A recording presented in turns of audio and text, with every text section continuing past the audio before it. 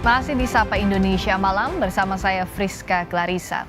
Menteri Koordinator Bidang Pemberdayaan Masyarakat Muhaimin Iskandar memastikan tidak akan ada bantuan sosial khusus sebagai kompensasi kenaikan PPN jadi 12%. Ia menambahkan tidak ada kaitan bantuan sosial dengan kenaikan PPN menjadi 12%.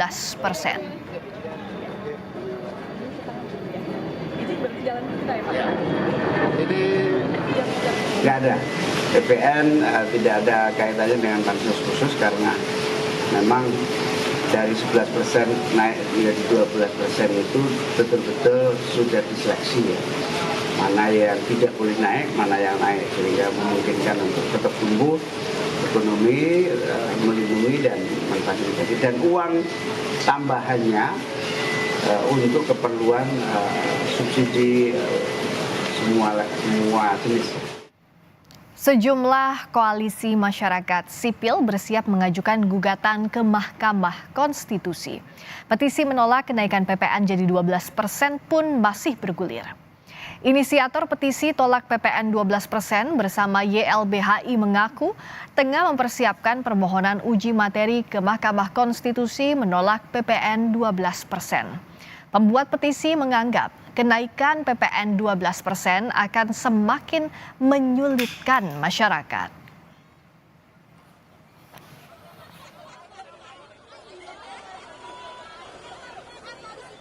Dari teman-teman koalisi Bareng Warga sendiri gitu ya, ada beberapa lembaga lain juga, LSM lain juga sedang mempersiapkan untuk melakukan judicial review ke MK.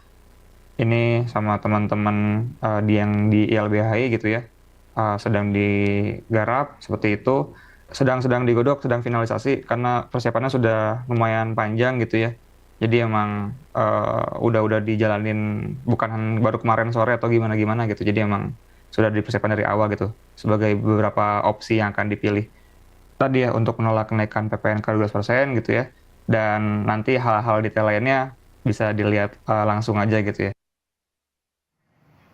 Lalu apakah dengan ditiadakannya bansos bagi kelas menengah dan tawaran insentif dari pemerintah mampu menyeimbangkan daya beli masyarakat demi pertumbuhan ekonomi tetap berjalan?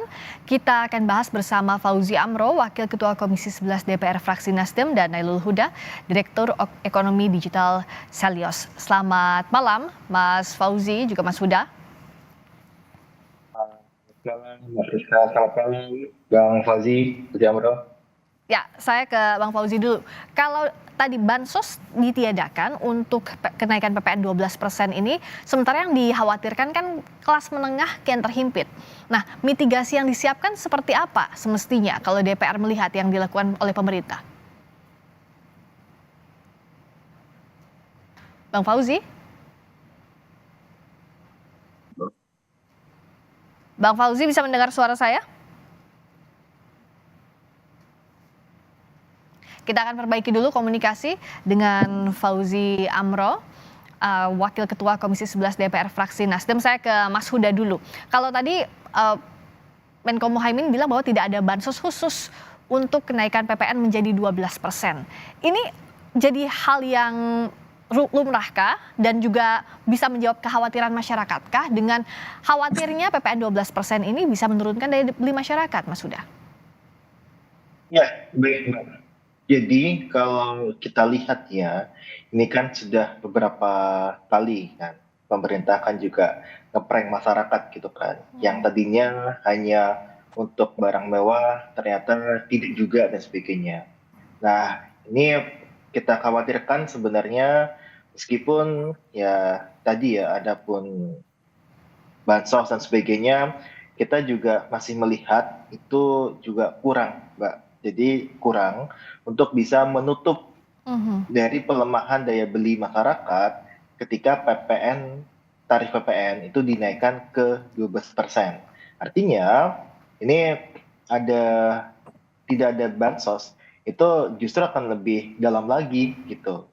Kita perhatikan bahwa dalam beberapa kuartal terakhir, terutama di tahun 2024 ini, daya beli masyarakat itu sangat-sangat terpukul. Nah, kita melihat ada beberapa fenomena seperti PHK massal dan sebagainya yang itu tambah memukul daya beli masyarakat. Nah, Ya. kenaikan tarif PPN ini di tahun depan pasti ya, ini pasti akan mengkoreksi jauh lebih dalam daya beli masyarakat kita. Nah, tiadanya bansos itu jauh akan memukul lebih dalam lagi daya Ya. beli kita, ya kan? Daya beli kita jauh lebih turun lagi ketika tidak ada bansos. Ada bansos pun itu masih terpukul, apalagi tidak ada bansos. Ya, tidak ada bansos ini semakin memukul. Belum lagi kalau bicara soal itemnya, apakah Selyos melihat sudah jelas betul apa-apa saja barang yang kena PPN? Karena kan kalau di konferensi pers awal dikatakan hanya untuk barang mewah dan premium, tapi belakangan DJP bilang bahwa yang masuk itu semua yang masuk PPN 11%, barang-barang yang dikenakan PPN 11%. Ini terkena juga, artinya ada sabun, lalu layanan digital, musik, dan film juga ini akan terimbas. Sementara itu yang kena adalah kelas menengah lagi. Ya, tentu kita sudah mengecek Mbak, dalam kajian kita juga kita sudah sampaikan bahwa untuk kelas menengah itu ada tambahan beban pajak yang harus dibayar itu sekitar 300.000 per bulannya. Dari ini yang kita sampaikan ya. Dan kemudian kalau kita lihat ketika ada tambahan pajak yang harus dibayar oleh masyarakat, artinya adalah untuk pendapatan disposable atau pendapatan yang bisa digunakan untuk konsumsi itu akan semakin turun. Ya. Ini yang kita khawatirkan akan Ya. membuat permintaan barang itu semakin turun, yang pada akhirnya ini akan merugikan juga di dunia industri, yang kita dengar sama-sama bahwa Apindo pun itu menolak untuk tarif PPN naik jadi 12%. Artinya adalah dari masyarakat menolak, dari dunia usaha menolak, lantas untuk siapa PPN 12% ini gitu. Oke, kalau dari DPR dengan kenaikan PPN 12% ini kan kalau tadi hitungannya Selyos kurang lebih ada 300.000 kasarannya yang harus dikeluarkan masyarakat lebih tiap bulannya dengan kenaikan PPN 12% dengan barang-barang yang dikenakan oleh PPN ini. Nah, dengan tadi juga Menko Muhaimin bilang bahwa tidak ada tambahan bansos dari kenaikan PPN ini, apakah ini tidak semakin memukul daya beli masyarakat, Pak Fauzi? Ya, terima kasih Mbak ya. Sorry, bisa dengar suara ya? Ya, sekarang sudah bisa dengar, silakan. Oke, terima kasih Mbak, bahwa apa yang disampaikan oleh, ini kan merupakan amanah undang-undang. Makanya ada paket kebijakan, salah satu paket kebijakan dalam konteks kenaikan PPN 12% ini adalah pembagian sembako.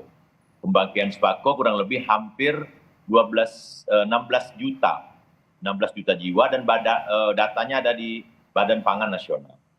Yang kedua masalah tarif listrik. Tarif listrik itu kurang lebih 2.500 kWh ke bawah itu hampir 90 juta orang yang dapat. Nah, oleh sebab itu menurut saya dari konsep kebijakan ekonomi yang disampaikan dalam rangka meningkatkan daya beli dan konsumsi itu salah satunya bansos dan listrik. Dan juga beberapa paket kebijakan ekonomi yang tertulis dalam APBN kita, saya pengen sampaikan bahwa dalam APBN kita itu ada beberapa bansos yang memang BLT, bansos, KUR, yang memang digelontorkan oleh pemerintah. Di samping ada paket yang 2 bulan. Paket 2 bulan ini antara lain satu, pembagian bansos beras sebanyak 16 juta, Mbak. 16 juta kepala keluarga. Yang kedua adalah ada paket listrik, diskon listrik 2.500 ke bawah kurang lebih 91 juta. Ada ketiga adalah bagi pelaku usaha UMKM, itu tarif akan diberikan tarif yang sangat murah. Untuk UMKM itu misalnya perpanjangan masa berlaku PPh final 0,5%. Industri padat karya serta mobil listrik ini ada dapat kemudahan yang diberikan oleh pemerintah, baik jangka pendek maupun jangka panjang. Nah, sedangkan jangka panjang yang dilakukan oleh pemerintah itu memang ada dalam APBN, Mbak. Dalam APBN itu jelas dikatakan bahwa hampir 827 triliun dinikmati oleh semua lapisan masyarakat. Contoh subsidi, insentif PPN, bansos, dan KUR. Saya pengen katakan ini kepada kawan-kawan semua, kebijakan 12% ini bukan kebijakan Pak Prabowo, tapi ini sudah amanah undang-undang yang wajib dilaksanakan. Nah, ketika kenaikan antara 11% menjadi 12%, itu adalah kemauan undang-undang dan wajib dilaksanakan oleh pemerintah Pak Prabowo.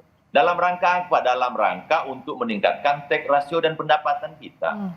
Tapi sebelum itu dilakukan, mitigasi risiko juga dilakukan oleh pemerintah. Salah satu bansos, salah satu diskon tarif listrik, BLT, KUR, dan banyak lagi gitu loh kira-kira Mbak yang diinginkan oleh pemerintah. Oke, nah kalau dari tadi paket kebijakan mitigasi yang sudah disampaikan oleh Bang Fauzi, Mas Huda, apakah ini sebanding dengan hitung-hitungan pengeluaran tambahan jika PPN 12% ini diberlakukan pada tahun baru nanti? Tadi ada BLT Bansos, KUR, lalu juga diskon tarif listrik dan sebagainya. Ya, jadi memang kalau kita lihat ya, apa yang disampaikan oleh Bang Fauzi Amro itu kalau 2 bulan itu kan dampaknya kan temporer gitu kan. Artinya ya sudah 2 bulan itu. Tapi untuk bulan-bulan selanjutnya ya tadi masih akan menikmati tarif PPN 12%. Jadi ini akan dampaknya akan ke menengah panjang untuk PPN 12%. Nah, ini yang kita hitung sebenarnya adalah kita melihat dari semuanya, kita nggak hitung cuma 2 bulan, 1 bulan, tapi kita hitung untuk keberlanjutannya seperti apa. Karena kalau kita lihat, Mbak, ini tarif PPN ketika naik 10% ke 11%, itu meningkatkan inflasi cukup tajam. Dan ketika kita lihat dampaknya apa? Dampaknya ke konsumsi rumah tangga. Di tahun 2022, konsumsi rumah tangga kita pertumbuhannya hanya 4,9%. Di tahun 2023 itu dia melemah ke angka 4,8%. Nah, kita bandingkan ketika tarif PPN itu 10%. Konsumsi rumah tangga itu bisa tumbuh hingga 5,1%. Jadi ini dampaknya cukup fatal ketika kita hanya menghitung untuk bansos dan sebagainya itu hanya temporer. Nah, ketika kita lihat dampak dari tarif PPN ini jangka menengah dan panjang. Ini yang kita nggak harus kita sampaikan ke pemerintah juga, jangan hanya ya mensuap untuk dengan bansos dan sebagainya, tapi kita juga pikirkan juga jangka menengah dan panjangnya. Jangan hanya kita KUR dan sebagainya. KUR itu sudah lama dilakukan gitu kan. Terus kemudian ada beberapa misalkan untuk tarif PPN yang ditanggung oleh pemerintah dan sebagainya, itu juga sudah dilakukan gitu kan. Tidak ada yang baru sebenarnya. Jadi apa yang baru menyikapi PPN 12% ini yang jadi pertanyaan ya dari Selios, nanti akan dijawab oleh Bang Fauzi. Kami kembali membahas soal kenaikan PPN menjadi 12%. Ketua DPP PDI Perjuangan Said Abdullah dalam keterangan tertulisnya menyebut bahwa perlu menambahkan anggaran bantuan sosial bagi rumah tangga miskin dan kelas menengah. Said juga menambahkan ada 9 jenis mitigasi risiko yang perlu diperhatikan pemerintah, mulai dari subsidi kebutuhan rumah tangga hingga perumahan yang turut menyasar kelas menengah. Nah, saya ke Bang Fauzi dengan catatan ini. Kalau dari DPR apakah sudah disiapkan mitigasi risikonya sampai detail? Karena kalau tadi yang disebutkan kan belum sampai ke misalnya ada subsidi untuk transportasi umum, perumahan dan sebagainya yang menyasar kelas menengah. Dan juga tadi Selios menyebutkan bahwa kalau yang tadi disebutkan itu sudah pernah dilakukan sebelumnya. Tapi untuk jangka menengah dan jangka panjangnya seperti apa? Karena PPN 12% ini kan akan berlaku secara simultan. Ya. Saya melihat gini Mbak, PPN yang kita naik 12% ini kan di tahun 2025. Sementara di tahun 2022, 2023, 2024, 2025, 2024 3 tahun terakhir PPN kita di 11%. Nah, dengan kondisi 11% itu kita sudah melakukan mitigasi risiko. Salah satu ada mitigasi risiko jangka pendek, ada mitigasi risiko jangka panjang. Itu yang kita harapkan. Sehingga daya beli dan konsumsi di tengah-tengah masyarakat itu dapat meningkat dari hari ke hari. Dan tidak berpengaruh efektif, tidak pengaruh yang terlalu panjang. Nah, kami melihat bahwa satu, misalnya, tadi sampaikan dalam mitigasi risiko paket kebijakan itu, satu, diberikan beras 16 juta kepada kepala keluarga. Yang kedua, diskon tarif listrik 2.200 ampere ke bawah. Yang tiga, bagi pelaku UMKM akan diberikan Oke. kemudahan, tarif listrik, terus mobil listrik dan seterusnya. Saya pengen mengatakan begini Mbak, bahwa PPN 12% ini dengan mitigasi-mitigasi resiko yang telah disiapkan oleh pemerintah, baik jangka pendek maupun jangka panjang, baik yang dalam APBN maupun yang dalam kebijakan baru dikeluarkan, ini dapat menurut pandangan kami di Komisi 11 dapat meningkatkan, dapat meminimalisasi problem-problem yang di tengah-tengah masyarakat, termasuk daya beli dan konsumsi. Nah, paket dengan gelontoran paket yang kurang lebih hampir 827 triliun tadi, Mbak, yang dilakukan oleh pemerintah, yang dalam APBN, baik itu PKH, sembako, yang kedua subsidi KUR, yang ketiga subsidi kompensasi listrik, yang keempat insentif PPN. Nah, ini kan ada yang di dalam APBN, ada yang paket kebijakan yang baru dikeluarkan oleh pemerintah. Nah, harapan kami mitigasi resiko ini kita awasi bersama-sama, gitu loh, jangan sampai terjadi kebocoran-kebocoran di sana sini sesuai dengan Pak Presiden. Saya mengapresiasi apa yang Pak Naipul Huda sampaikan tadi, bahwa yang paling penting itu jangan sampai konsumsi dan di tengah-tengah masyarakat itu dan daya beli masyarakat itu makin hari makin turun. Nah, ini yang kita awasi bersama-sama, baik gelontoran bansosnya, beberapa kebijakan stimulus ekonomi dilakukan oleh pemerintah, tidak lain tidak bukan untuk menjaga daya beli dan konsumsi di tengah-tengah masyarakat, dan pendapatan negara juga harus bertambah dari tahun ke tahunnya. Oke, Mas Huda, karena ini akan segera berlaku, yang dikhawatirkan tadi daya beli masyarakat merosot, apa yang masih belum tercakup dari paket kebijakan pemerintah, dari stimulus ekonomi yang sudah dirancang pemerintah dengan anggaran 270T, nah ini apa yang masih belum ada, yang masih harus dikejar dengan penerapan PPN 12% ini, Mas Huda? Ya, yang di sini juga saya sampaikan bahwa ya, Celios tetap dalam posisi untuk menolak kenaikan tarif PPN. Jadi kalau kita lihat, kita bersama-sama dengan YLBHI dan juga beberapa koalisi lainnya, kita juga support gitu kan, support langsung maupun tidak langsung untuk gerakan menolak PPN 12%. Nah, kenapa kita sampaikan? Karena meskipun tadi ada beberapa bansos yang digelontorkan, itu menurut hemat kami, saya pribadi juga sampaikan bahwa itu tidak akan bisa cukup untuk mengkompensasi dari dampak kenaikan tarif PPN 12%. Karena apa? Karena gini, kan kalau kita lihat sebenarnya tarif untuk beras 12 kilo itu kan yang menikmati adalah orang dengan kategori miskin dan rentan miskin. Untuk kelas menengah itu dia tidak mendapatkan subsidi tersebut atau bantuan sosial tersebut. Nah, kita tengoklah kalau misalkan ini untuk yang tarif listrik itu cuma 2 bulan di Januari dan dari ke Februari gitu kan. Itu tidak akan ampuh untuk menghadapi PPN yang saya rasa akan semua barang ini akan naiknya terdampak ya 9%. Iya, kita nggak menghitung PPN hanya 1% naiknya tarifnya. Nah, tapi kita melihat ada potensi kenaikan harga itu hingga 9%. Nah, ini yang kita lihat dampaknya akan sangat besar sekali. Kita tengok untuk inflasi saja di tahun 2023 setelah ada kenaikan PPN, tarif PPN maaf, itu dia akan ada di angka 4,1%. Jadi ini nih yang kita harus sadar bahwa dampaknya adalah dampak menengah panjang, tapi yang dilakukan oleh pemerintah adalah mitigasi jangka pendek. Ini yang salah sebenarnya. Nah, jadi kalau untuk mitigasi jangka panjangnya, kalau tadi tidak menutup Bang Fauzi, kalau misalnya ini hanya dilakukan 2 bulan, apa yang disiapkan? Karena di sisi lain juga kalau tadi Bang Fauzi bilang bahwa ini adalah amanat undang-undang, Koalisi Masyarakat Sipil juga sedang menyiapkan untuk uji materi ke Mahkamah Konstitusi. Ya, kami kan istilahnya mohon maaf ya, kami juga sadar betul bahwa pembuatan undang-undang kan memang kewajiban kami dan pemerintah. Kami hari ini bicara juga waras gitu loh. Saya pengen katakan ke kawan-kawan semua, bukan kami ini tidak waras, kami ini waras bekerja demi kepentingan bangsa dan negara. Produk undang-undang HPP nomor 7 tahun 2021 ini adalah produk undang-undang yang wajib kita laksanakan.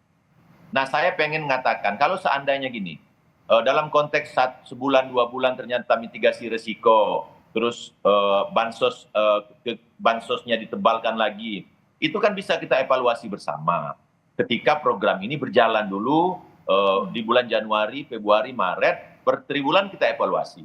Kita tes daya beli masyarakat ini seperti apa, konsumsi masyarakat ini seperti apa.